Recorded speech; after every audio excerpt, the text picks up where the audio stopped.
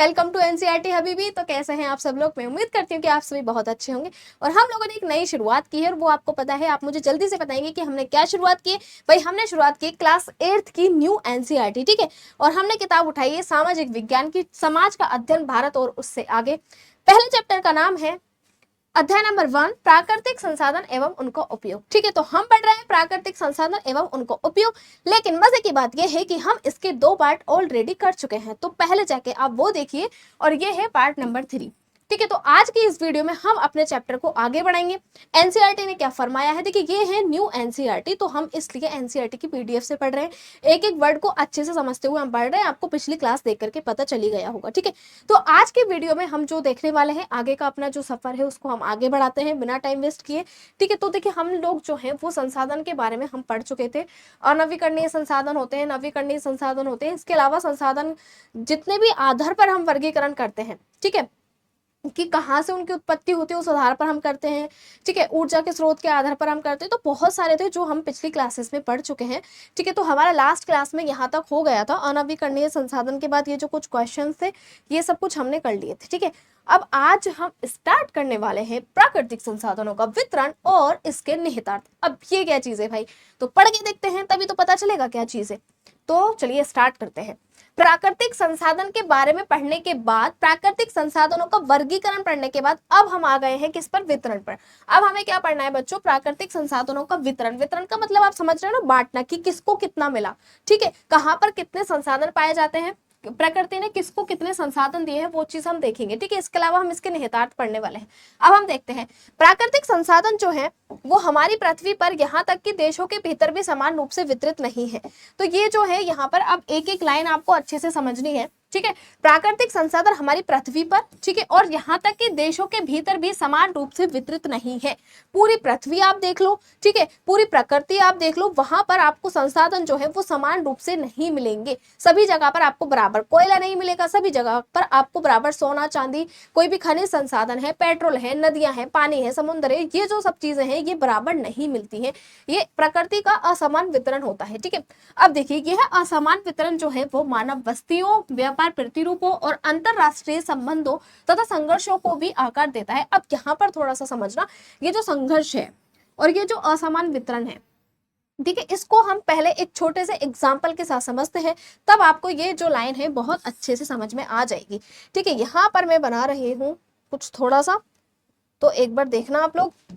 ठीक है, हम एक छोटा सा एग्जाम्पल लेंगे आप ही लोगों का। ठीक है, तो 2 भाई बहन है और आप मुझे इन दोनों भाई बहनों का, हाँ भाई का मुंह टेढ़ा हो गया, चांद का मुंह टेढ़ा, देखिए। ठीक है, ये 2 भाई बहन है और इनका नाम आप मुझे कमेंट में बताओगे। ठीक है, ये आप बहन मान सकते हो, ये बहन है और ये है ऑरेंज कलर का भाई। ठीक है, अब देखिए आप, ये है भाई। अब यहाँ पर मैं आपको समझा रही हूँ असमान वितरण और भाई बहनों में जो है संघर्ष कैसे होता है असमान वितरण के ऊपर। ठीक है, घर में आई भैया कोई खाने की चीज, ठीक है, घर में कोई खाने की चीज आ गई, मम्मी ने क्या किया भैया, भाई को तो दे दी ज्यादा। ठीक है, भाई को क्या कर दिया, भाई को थोड़ी सी ज्यादा दे दी, क्योंकि मम्मी को है भाई से प्यार। ठीक है, और बहन को दे दी थोड़ी सी कम, ज्यादा कम भी नहीं, इतनी सी कम दी थी। लेकिन वही चीज है ना, दोनों भाई बहनों में क्या हो गया भैया, कुत्तम पछाड़ी हो गई, कि मतलब मम्मी ने तेरे को ज्यादा दी है भाई से, और बहन भाई की दोनों की लड़ाई हो गई। ठीक है, क्यों हो गई?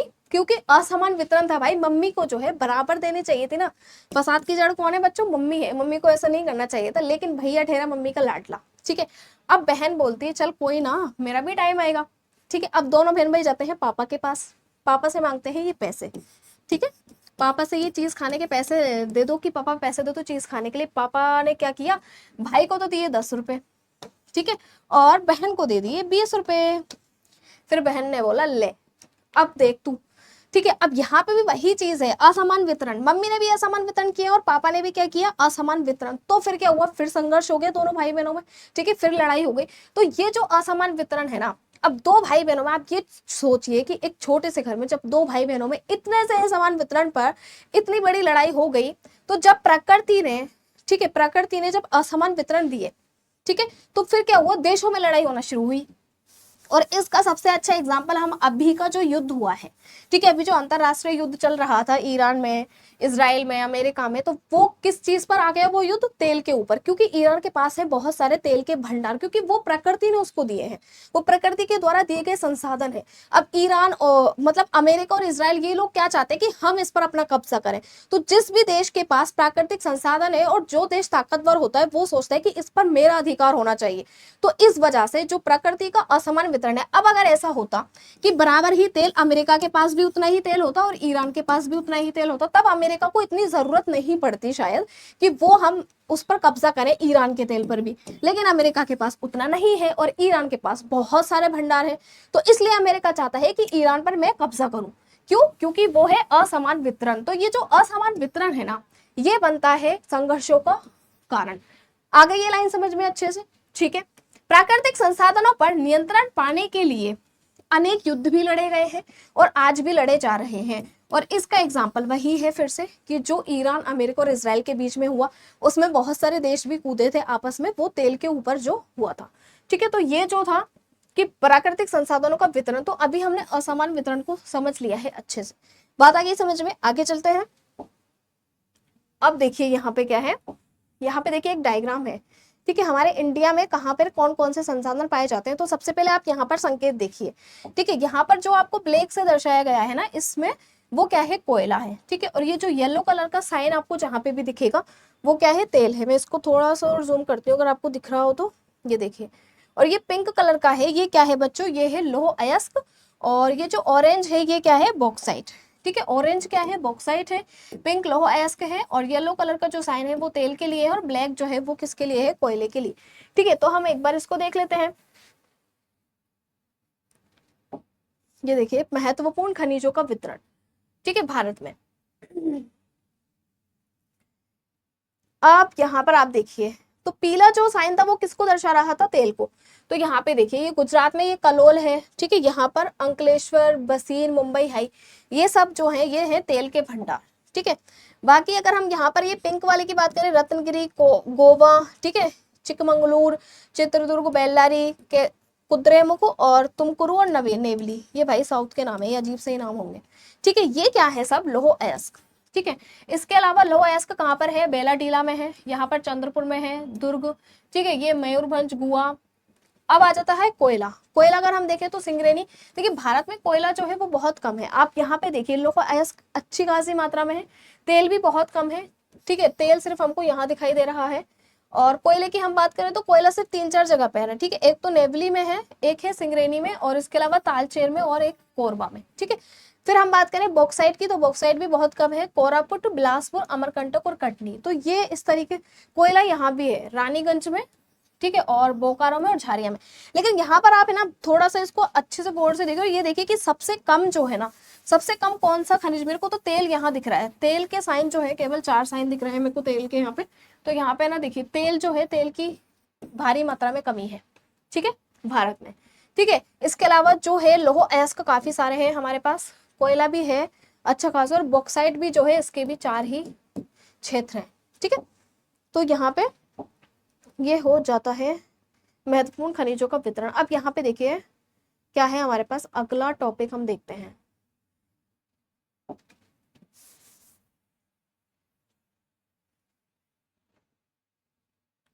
देखिए यहाँ पे क्या है कि मानचित्र को हमें ध्यान से देखना है। तो ध्यान से आप लोगों ने देखा या नहीं देखा? अगर नहीं देखा है तो मैं दोबारा दिखा दूंगी। महत्वपूर्ण खनिजों का असमान वितरण पर ध्यान दीजिए। तो हमने वही चीज देखी कि भाई यहाँ पर असमान वितरण कितना है, क्योंकि आप यहाँ पर देखिए साउथ में देखिए, ये भारत का दक्षिणी पार्ट है। ठीक है, दक्षिणी भाग है। यहाँ पे देखिए आप लौह अयस्क कितनी अधिक मात्रा में। ठीक है, लौह अयस्क बहुत ज्यादा है भारत के दक्षिणी भाग में। ठीक है, और यहाँ पर देखिए पश्चिमी भाग में क्या है भाई? तेल के बेसिन है, 4 बेसिन है सिर्फ। ठीक है, पश्चिमी भाग में। अब अगर हम ये सोचे भाई समान वितरण होना चाहिए था, समान वितरण का मतलब क्या है कि भारत के दक्षिणी भाग में भी तेल होना चाहिए था, भारत के पूर्वी भाग में भी होना चाहिए था, उत्तरी भाग। अच्छा एक मिनट, सॉरी, यहाँ पे है ना, यहाँ भी है थोड़ा सा तेल, यहाँ भी है भाई, जो देखिए कोयला भी है और तेल भी है थोड़ा सा। लेकिन अब आप यहाँ पे देखिए कि जो तेल है वो सिर्फ पूर्वी भाग में और पश्चिमी भाग में, एकदम पूर्वी यहाँ पर सिर्फ इस कोने में है, और इसके अलावा यहाँ पर पश्चिमी भाग में है। ठीक है। तो ये असमान वितरण हुआ ना खनिजों का, कि भारत के उत्तर में इधर जम्मू कश्मीर की तरफ और राजस्थान की तरफ तो कुछ है ही नहीं भाई, सब खाली पड़ा है। ठीक है। तो ये कितना ज्यादा असमान वितरण है सिर्फ इसी पॉइंट पे। नीचे दक्षिण में जो है लौह अयस्क बहुत ज्यादा है, बॉक्साइट की बात करें तो वो भी बहुत ही कम है। ठीक है। तो ये क्या है, खनिजों का असमान वितरण है। ठीक है। अब हम आगे देखते हैं, आगे क्या है।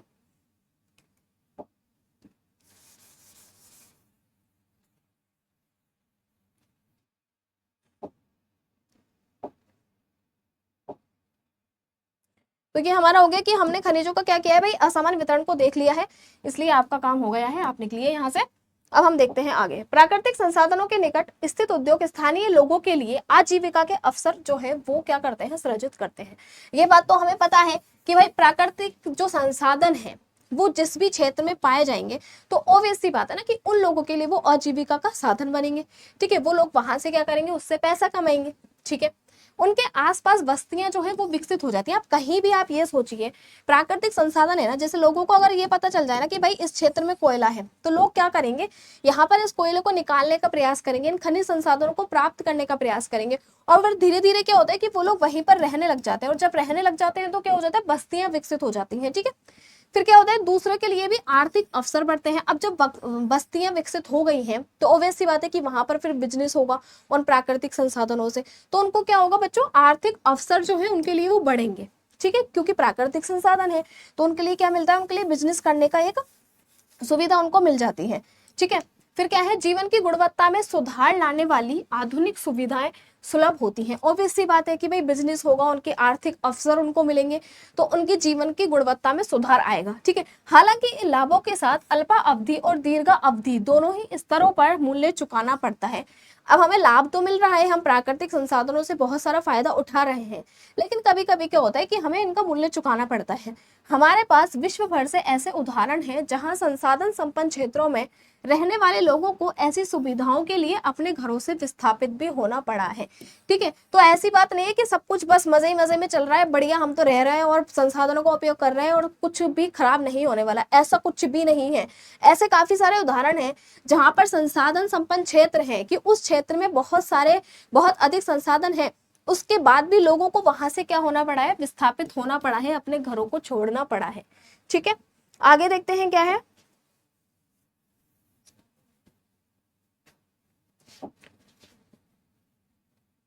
बहुत क्वेश्चन पूछ रखे हैं भाई एनसीईआरटी ने। अब यहाँ पे देखिए थोड़ा सा, अब वो क्यों विस्थापित हुए थे। ठीक है। कुछ लोग ऐसे थे कि उनके पास बहुत सारे संसाधन थे लेकिन उनको अपना क्षेत्र छोड़कर जाना पड़ा था, अपने आवास छोड़कर जाना पड़ा था।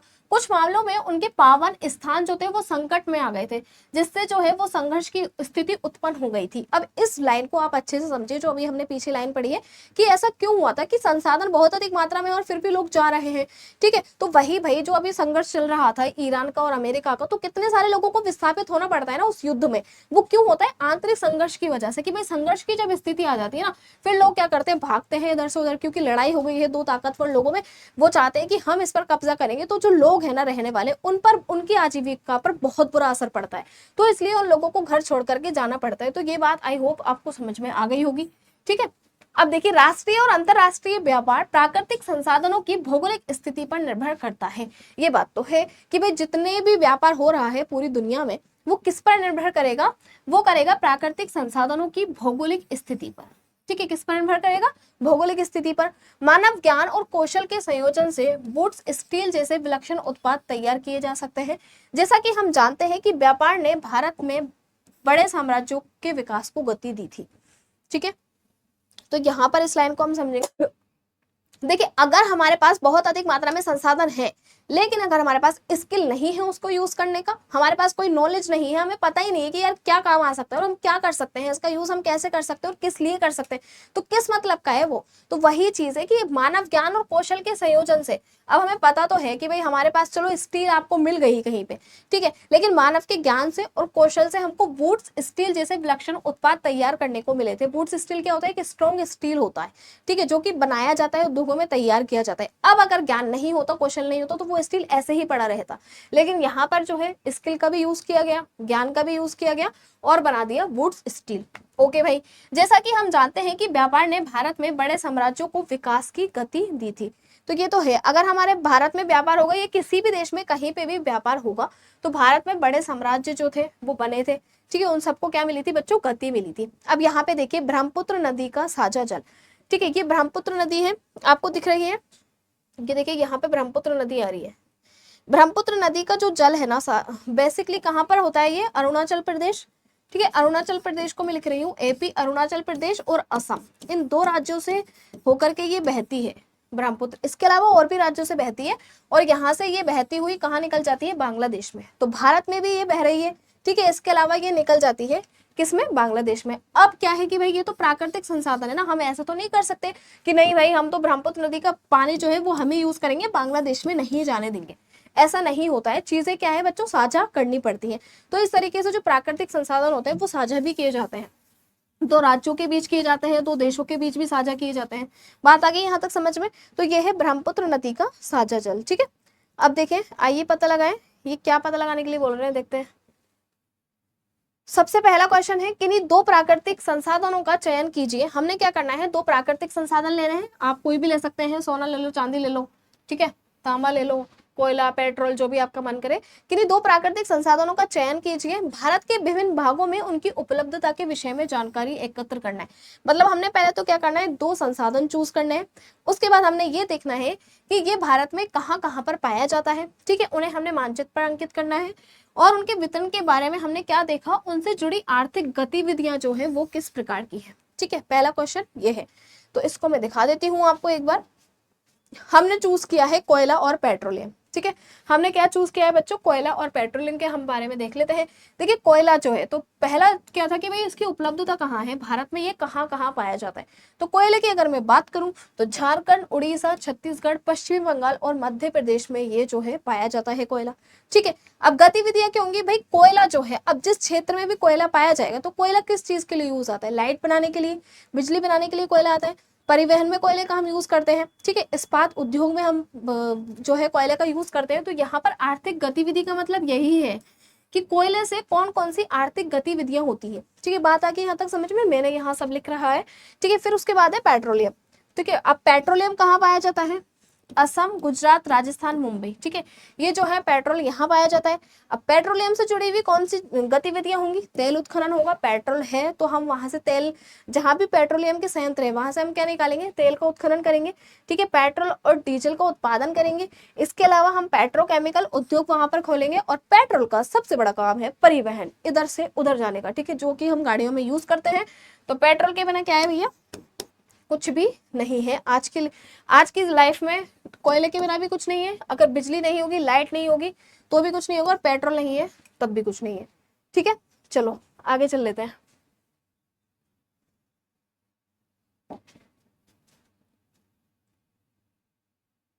देखिए ये क्या है, ये क्या है बच्चों, ये क्या दिख रहा है आपको, ये है तमिलनाडु में कावेरी नदी पर बना मैटूर बांध। ये क्या है बच्चों, जो तमिलनाडु के अंदर कावेरी नदी है, ठीक है, कावेरी नदी है ना, उस पर मैटूर बांध बना हुआ है। तो अगर आपसे कोई क्वेश्चन पूछे भाई मैटूर बांध कहाँ है, सबसे पहली बात तो कावेरी नदी पर है। कावेरी नदी में कहाँ पे, तमिलनाडु में ये बना हुआ है। ऐसा तो कावेरी नदी का जल बहुत सारे राज्यों से बहकर बहता है, लेकिन मैटूर बांध जो है वो तमिलनाडु में बना हुआ है, ठीक है। तो ये है, आप देख लो इसको एक बार। अब हम देखते हैं आगे, यहाँ पर प्राकृतिक संसाधन अभिशाप। अरे ये क्या बोल रही है मैम, अभी तक तो हमने प्राकृतिक संसाधनों की इतनी सारी तारीफें सुनी थी, भाई प्राकृतिक संसाधन नहीं है तो कुछ भी नहीं है, ठीक है। अब ये अभिशाप कैसे बन गया प्राकृतिक संसाधन, ठीक है, अभिशाप का मतलब समझ रहे हो ना, ये अभिशाप कैसे बन गया हमारे लिए, ठीक है। तो हम देखते हैं, प्रचुर प्राकृतिक संसाधनों का होना आर्थिक समृद्धि की गारंटी नहीं है भाई। अगर आपके पास बहुत सारी मात्रा में संसाधन है तो इस बात की कोई गारंटी नहीं है कि आप अमीर हो, ठीक है। प्राकृतिक संसाधनों से समृद्ध कुछ क्षेत्रों में आर्थिक वृद्धि और विकास मंद भी हो सकता है, ठीक है। मतलब कि अगर आपके पास पैसों से भरी हुई कोठी है, और इस तब भी हम ये नहीं कह सकते कि भाई आप जो है वो क्या हो, अंबानी हो, हम ये बात नहीं कह सकते, इस बात की कोई गारंटी नहीं है। क्यों नहीं है, ऐसा हो सकता है ना कि वो पैसा आपके किसी काम का ही नहीं हो, वो पैसा नकली भी तो हो सकता है, तो वही बात है कि ऐसा हो सकता है कि प्राकृतिक संसाधनों से समृद्ध कुछ क्षेत्रों में आर्थिक गतिविधि और विकास जो है ना वो बंद हो सकता है, कि बहुत सारे प्राकृतिक संसाधन तो हमारे पास है लेकिन वहां पर आर्थिक विकास बिल्कुल भी नहीं है, ठीक है, आर्थिक वृद्धि नहीं है बिल्कुल भी। यह एक ऐसी स्थिति है जिसे अर्थशास्त्री क्या बोलते हैं, प्राकृतिक संसाधन अभिशाप बोलते हैं या फिर प्रचुरता का विरोधाभास। यहाँ पर आप इस बात को थोड़ा सा समझने की कोशिश करेंगे, और समझने की कोशिश कैसे करेंगे मैं समझाऊंगी, ठीक है। यहाँ पे देखिए, प्रचुरता का विरोधाभास का मतलब आप क्या समझ रहे हो भाई? प्रचुरता का मतलब बहुत सारे संसाधन है, मेरे पास सब कुछ बहुत सारा है, ठीक है। विरोधाभास का मतलब क्या हुआ है, कुछ काम का ही नहीं है, ठीक है। मेरे पास एक कमरा भर करके पैसा है, मतलब बहुत सारी प्रचुरता तो है पैसे की, अब विरोधाभास क्या है भाई, यूज नहीं कर सकती, कुछ काम का नहीं है, ये है विरोधाभास, ठीक है। तो ये है प्रचुरता का विरोधाभास कि संसाधन तो बहुत सारे हैं लेकिन हम उनका यूज ही नहीं कर सकते, उन संसाधनों से आर्थिक विकास ही नहीं कर सकते, तो इसको हम बोलेंगे कि ये है प्रचुरता का विरोधाभास या फिर प्राकृतिक संसाधनों का अभिशाप। बात आ गई समझ में, ठीक है। सरल शब्दों में कहें तो इसका अर्थ यह है कि प्राकृतिक संसाधनों का प्रचुर होना स्वतः ही यह नहीं दर्शाता कि कोई भी देश समृद्ध है। अब किसी देश के पास बहुत सारे संसाधन हैं लेकिन वो ये नहीं दर्शा सकता कि ये जो देश है वो समृद्ध है, इसके पास सब कुछ है। और अगर हम इसका एग्जाम्पल लें तो नाइजीरिया, भाई नाइजीरिया के पास बहुत सारा तेल है, ठीक है, लेकिन फिर भी वो क्या है, गरीब देश है, ठीक है। प्राय अर्थव्यवस्था ऐसे उद्योग विकसित करने में असमर्थ होती है जो संसाधनों को उच्च मूल्य वाले उत्पादों में परिवर्तित कर सके। इस लाइन का क्या मतलब हुआ कि वहां की जो अर्थव्यवस्था है, जैसे कि नाइजीरिया, ठीक है, वहां पर तेल तो बहुत सारा है लेकिन उन लोगों की अर्थव्यवस्था ऐसी नहीं है कि वो वहां पर तेल के कुछ उद्योग है वो विकसित कर सके, ठीक है, या फिर उच्च मूल्य वाले उत्पादों में कुछ परिवर्तित कर सके, ठीक है। ऐसा उनके पास क्या नहीं है, आर्थिक विकास उनका ऐसा नहीं है, वो ऐसा करने में असमर्थ है, इसलिए वो क्या है, गरीब है। इस पुस्तक के उत्तरार्ध का अध्याय उत्पादन के कारक आपको इसकी समझ प्रदान करेगा। मतलब हमारा जो नेक्स्ट अध्याय आएगा ना उत्पादन के कारक, उसमें हम इसको और अच्छे से समझेंगे, ठीक है। अब देखिए यहाँ पे क्या है भैया, भारत की थोड़ी सी तारीफ कर दी गई है, इंडिया की तारीफ तो सुन लो, अभी नहीं जाना, इंडिया की तारीफ सुन के जाना। और इंडिया की क्या तारीफ की है भाई, मैंने आपको नाइजीरिया का एग्जांपल दिया था कि नाइजीरिया के पास बहुत सारा तेल है लेकिन फिर भी वो एक गरीब देश है। क्यों है, क्योंकि वहां की जो अर्थव्यवस्था है वो इतनी समृद्ध नहीं है, ठीक है। उन लोगों ने क्या है कि यूज नहीं किया है उस चीज को कि तेल का हम ऐसे यूज कर ले कि हम भी अमीर हो जाएं, ऐसा नहीं कर पाए वो लोग। लेकिन भारत ने क्या किया भैया, भारत ने अपनी बढ़ती आवश्यकताओं को पूर्ण करने हेतु तो ऐसे उद्योगों के विकास में निवेश करके सामान्यतः इस अभिशाप से अपना बचाव किया है। मतलब हमने क्या किया है कि हमने ऐसे उद्योगों में अब निवेश करना शुरू किया है, ठीक है, बहुत सारा हमने ऐसा निवेश किया है कि हमारी जो अर्थव्यवस्था है वो मजबूत हो सके और हम हमारे पास जो प्राकृतिक संसाधन है ना उनसे हम क्या है भाई, अमीर बन सके। बात आ गई समझ में। तो भारत ने जो है अपने आप को इस अभिशाप से बचा लिया है, मुबारक हो आपको और हमें, हम सब, ठीक है। आपके विचार से विभिन्न भौगोलिक क्षेत्रों में उपलब्ध प्राकृतिक संसाधनों के उपयोग को सक्षम बनाने के लिए कौन कौन से इनपुट आवश्यक है। और इससे मुझे याद आया कि हमारा एक क्वेश्चन छूट गया है पीछे, देख लेते हैं, ठीक है। ये पढ़ाने के बाद मैं आगे निकल गई थी जबकि यहाँ पर ये क्वेश्चन था, ये रहा। उन भागों में प्राकृतिक संसाधनों के दोहन के वर्तमान और भावी पीढ़ियों पर पड़ने वाले प्रभावों पर चर्चा कीजिए। देखिए ये बहुत सिंपल सी बात है, ठीक है। प्राकृतिक संसाधनों के दोहन का, अभी हम दोहन का मतलब क्या है कि हम आवश्यकता से अधिक अगर यूज कर रहे हैं प्राकृतिक संसाधनों का, तो ये बोल रहे कि उसका क्या प्रभाव पड़ेगा। तो भाई प्रभाव तो यही पड़ेगा, सबसे पहली चीज तो कि खत्म हो जाएंगे, मतलब हमारे ही भविष्य के लिए नहीं बचेंगे, और जो भावी पीढ़ियां हैं, आने वाली पीढ़ियां हैं, उनके उपयोग के लिए तो बिल्कुल भी नहीं बच पाएंगे, ठीक है। इसके अलावा अगर हमने गलत तरीके से उपयोग किया तो पर्यावरण प्रदूषण हो रहा है, ठीक है।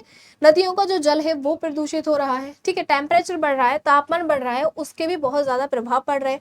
तो प्राकृतिक संसाधनों का हमको जो दोहन है, जो हमारा उनका जो यूज है वो हमें अपनी आवश्यकता के अनुसार करना है और तरीके से करना है, विवेकपूर्ण उपयोग हमें उनका करना है। ऐसा नहीं कि हम बस किए जा रहे हो, हमें कोई मतलब ही नहीं है, ना तो हमें प्रकृति की टेंशन है, ठीक है, ना हमें मतलब उसके नेगेटिव इफेक्ट की कोई टेंशन ही नहीं है, ऐसा हमें नहीं करना है। तो बहुत सारे जो है ऐसे प्रभाव पड़ते हैं, ठीक है। प्रकृति के उपहारों का विवेकपूर्ण उपयोग करने की विधियां सुझाइए। भाई विधियां यही है, एक तो आप उनका जो है इस तरीके से उपयोग मत कीजिए कि आप आने वाली पीढ़ी के बारे में सोच ही नहीं रहे, ठीक है। इसके अलावा पानी को प्रदूषित होने से बचाओ, ज्यादा से ज्यादा जो है हमें पेड़ पौधे लगाने चाहिए, ठीक है। वनों की अंधाधुंध कटाई रोकनी चाहिए। तो इस तरीके के जो है कुछ विधियां हैं, बाकी के सुझाव आप मुझे कमेंट में देंगे, ठीक है, तो फिर अब हम चलते हैं आगे। कहाँ तक पहुंच गए थे बच्चों? यहाँ तक आ गए थे ये मैडम के पास। तो बच्चों यहाँ पे ये जो मैडम है ये क्या पूछ रही है भाई, कि आपके विचार से भौगोलिक क्षेत्रों में उपलब्ध प्राकृतिक संसाधन, कि जो भी हमारे आसपास भौगोलिक क्षेत्र में जो भी प्राकृतिक संसाधन उपलब्ध हैं, ठीक है, उनके उपयोग को सक्षम बनाने के लिए कौन से इनपुट आवश्यक है। मतलब हम उनको उपयोग तो करेंगे, लेकिन हम उन्हें सक्षम उपयोग कर सके उसके लिए कौन से इनपुट, मतलब ऐसी कौन सी आवश्यकताएं हमें करनी होंगी कि वो जो है सक्षम बन सके। ठीक है, तो देखिए ये बात आपको समझ में आ गई ना, तो हम देख लेते हैं कि वो कौन कौन से इनपुट है। खिसकना, खिसक क्यों नहीं रहा है? ठीक है, तो देखिए सबसे पहली चीज क्या होनी चाहिए, अगर आपके पास भौगोलिक संसाधन है, ठीक है भाई मेरे पास भौगोलिक संसाधन तो है, लेकिन मेरे पास सबसे पहली चीज होनी चाहिए तकनीक। ठीक है, टेक्नोलॉजी ऐसी होनी चाहिए कि हम उनका उपयोग सक्षम तरीके से कर सके। ठीक है, तो सबसे पहली जो चीज है वो क्या होनी चाहिए हमारे पास बच्चों, तकनीक होनी चाहिए। ठीक है, टेक्नोलॉजी होनी चाहिए। नंबर 2, अब देखिए जिस देश के पास सबसे ज्यादा टेक्नोलॉजी है, सबसे अच्छा एग्जांपल है चाइना का। ठीक है, इतना ज्यादा वहां पर प्रोडक्शन होता है ना हर चीज का, क्योंकि वहां पर टेक्नोलॉजी इतनी ज्यादा है। अब संसाधन तो काफी सारे देशों के पास है, संसाधन उसके पास भी है, लेकिन उसके पास टेक्नोलॉजी ज्यादा है, तो इसलिए वो क्या है, एक डेवलप कंट्री है। ठीक है, तो तकनीक जो है वो इंपॉर्टेंट हो जाती है। दूसरी चीज हमारे पास क्या होना चाहिए तकनीक के बाद, पैसा। ठीक है, पैसा या पूंजी, भाई आपको उपकरण लाने के लिए, तकनीक में लगाने के लिए पैसा भी तो चाहिए, तकनीक कहाँ से आएगी, आपको पैसा चाहिए। ठीक है, फिर तकनीक के अलावा और हमारे पास क्या होना चाहिए, कुशल मानव संसाधन हमारे पास होने चाहिए। ठीक है, मतलब हमारे जो मानव हैं उन्हें क्या होना चाहिए भाई, कुशल होने चाहिए, ताकि वो तकनीक का उपयोग कर सकें। बात आ रही है समझ में? ठीक है, जब हमारे जो मानव संसाधन है वो कुशल होंगे तो हमारे पास पैसा भी है। ठीक है, पैसा भी है, लेकिन क्या काम का है वो पैसा, कि अगर हमारे पास कुशल मानव संसाधन ही नहीं है, हमारे पास टेक्नोलॉजी ही नहीं है, तो ये जो सारी चीजें ये एक साथ जब होंगी तब जाके हम जो हमारे संसाधन है उनको हम सक्षम उपयोग कर सकेंगे। ठीक है, इसके अलावा हमारे पास क्या होना चाहिए बच्चों, परिवहन होना चाहिए। अब भाई हमने क्या है कि संसाधन तो निकाल लिए बहुत सारे, तकनीक का उपयोग भी हमने कर लिया, हमारे पास पैसा भी बहुत सारा था, हमने संसाधन निकाल लिए हैं, लेकिन अब इन संसाधनों को एक जगह से दूसरी जगह पर पहुंचाने के लिए हमारे पास परिवहन की सुविधा होनी चाहिए।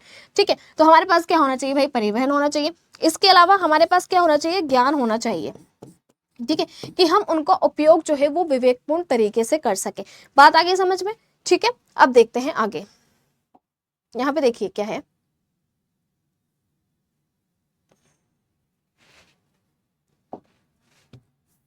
तो ये जो पॉइंट है ये आप नोट कर लेना। ठीक है, कि कौन कौन से जो इनपुट है वो आवश्यक होते हैं, तो ये कुछ 2-3 पॉइंट है। इसके बाद हम आगे चलते हैं। यद्यपि संसाधनों के निष्कर्षण और संधारणीयता के बीच संतुलित बनाने की चुनौती जो है वो अभी भी विद्यमान है। मतलब किस किस के बीच में, संसाधनों का निष्कर्षण, कि हम संसाधनों का क्या कर रहे हैं, निष्कर्षण कर रहे हैं। ठीक है, और संधारणीयता, ठीक है, प्रकृति की क्या भाई संधारणीयता, इसके बीच में संतुलन बनाना। अब भाई हम क्या है कि संसाधनों का उपयोग किए जा रहे हैं, लेकिन हमें प्रकृति की जो है वो परवाह नहीं है, हमें उसके संधारणीय विकास की कोई टेंशन नहीं है, तो उसके बीच में एक संतुलन होना चाहिए ना। तो उस संतुलन के लिए क्या है बच्चों, चुनौती जो है वो बहुत ज्यादा अभी विद्यमान है। प्राकृतिक संसाधनों को समझना और उनका प्रबंधन जो है, भाई आपको प्राकृतिक संसाधनों को समझना भी होगा और उनका मैनेजमेंट जो है वो एकदम विवेकपूर्ण तरीके से करना होगा। ठीक है, तो प्राकृतिक संसाधनों को समझना और उनका प्रबंधन जो है वो क्या है, एक मूल्यवान प्रस्थान बिंदु है। मूल्यवान प्रस्थान बिंदु का मतलब समझ रहे हो कि ये तो एक स्टार्टिंग है कि आपने संसाधनों को समझा, ठीक है, और उनका जो प्रबंधन है वो कैसे किया, आपने बहुत अच्छे तरीके से किया, ये चीज एक स्टार्टिंग पॉइंट है। लेकिन आगे क्या है, मानवीय ज्ञान आपके पास होना चाहिए। ठीक है, सुशासन होना चाहिए और रणनीतिक योजना भी होनी चाहिए। अगर आपके पास ये सब चीजें होंगी तभी ये निर्धारित होगा कि वे स्थायी लाभ बनेंगे या फिर अस्थायी अप्रत्याशित लाभ। तो ये बात आपको समझ में आई या नहीं आई, मैं समझाती हूँ। देखिए क्या है, देखिए अगर आपके पास ज्ञान नहीं होगा, अच्छा शासन नहीं होगा और रणनीतिक योजना नहीं होगी तो मतलब कुछ भी चलता रहेगा भाई। ठीक है, ऐसा नहीं होना चाहिए कि भाई संसाधन है, जैसे कि अब धड़ल्ले से हम लोग क्या है कि पेड़ काटे जा रहे हैं, हमें परवाही नहीं है प्रकृति की। ठीक है, लेकिन अगर हमारे पास एक प्रॉपर योजना है कि हाँ हमको इतने पेड़ काटने चाहिए और उसके बदले में हमको इतने पेड़ लगाने हैं, ठीक है, या फिर हम कोई भी संसाधन निकाल रहे हैं, अब जैसे कि हम कोयला है, ठीक है, कोयले को हम यूज करते जाने, लेकिन हमारे पास उसका कोई अल्टरनेट होना चाहिए। ठीक है, तो हमें प्रॉपर तरीके से उनका प्रबंधन करना होगा। ठीक है, तो हमारे पास एक रणनीतिक योजना होगी। अब अगर हम प्रॉपर तरीके से उनको करेंगे तो वो हमारे लिए स्थायी लाभ बन जाएंगे ना। जैसे कि अगर हम कोयले की जगह पर अगर हम उसका अल्टरनेट यूज करें, हम सोलर पैनल अगर यूज करते हैं, तो फिर क्या होगा कि वो चीज हमारे लिए एक स्थायी लाभ बनेगी। ठीक है, या फिर अस्थायी अप्रत्याशित लाभ, अगर ये है, अब हमने कोयले का यूज कर लिया, अभी हमने पहले ही पढ़ा था कि हमारे पास सिर्फ 50 वर्षों तक का ही क्या है बच्चों, भंडार है कोयले का। अब अगर ऐसा नहीं हो कि हमने कोई अल्टरनेट यूज नहीं किया तो फिर क्या है, हम तो बैठे रह जाएंगे, तो फिर वो क्या बन जाएगा, अस्थायी अप्रत्याशित लाभ, मतलब वो एक टाइम के बाद खत्म हो जाएगा। ठीक है, लेकिन अगर हमने प्रबंधन जो है वो बहुत अच्छे तरीके से किया, दिमाग लगा के किया, विवेकपूर्ण तरीके से किया, रणनीति बना करके किया, तब वो हमारे लिए क्या होगा, एक स्थायी लाभ जो है वो बन जाएंगे। बात आ गई यहाँ तक समझ में? ठीक है, आगे चलते हैं। अब देखिए आगे जो हमारे पास नेक्स्ट टॉपिक है वो क्या है, प्राकृतिक संसाधनों का दायित्वपूर्ण और विवेकपूर्ण उपयोग। ठीक है,